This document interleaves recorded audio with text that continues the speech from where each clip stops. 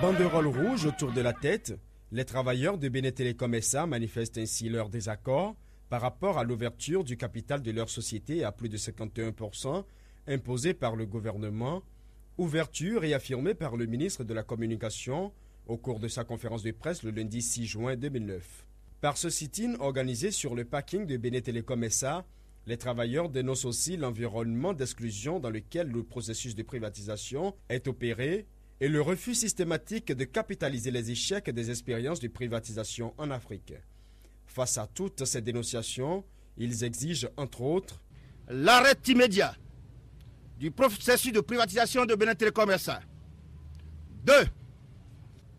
Le point réel d'exécution du plan de redressement de Bénin Telecom SA devant ressortir la gestion faite des 14 milliards de prêts faits à cette fin. Le paiement intégral et immédiat de toutes les dettes sociales des travailleurs de Bénin Telecom SA, tant en fonction qu'à la retraite.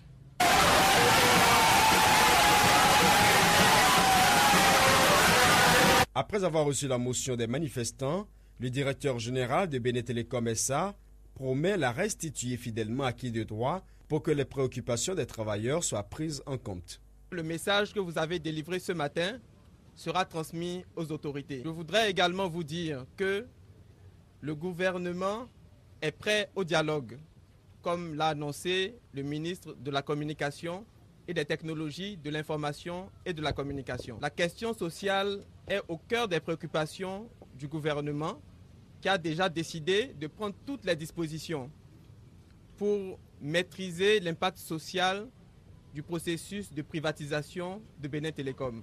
Ce sit-in, faut-il le rappeler, est un nouvel épisode dans le bras de fer que se livrent gouvernement et syndicats de Bénin Telecom SA dans le dossier d'ouverture de capital de la dite société qui pourrait avoir des conséquences sociales sur la vie des travailleurs.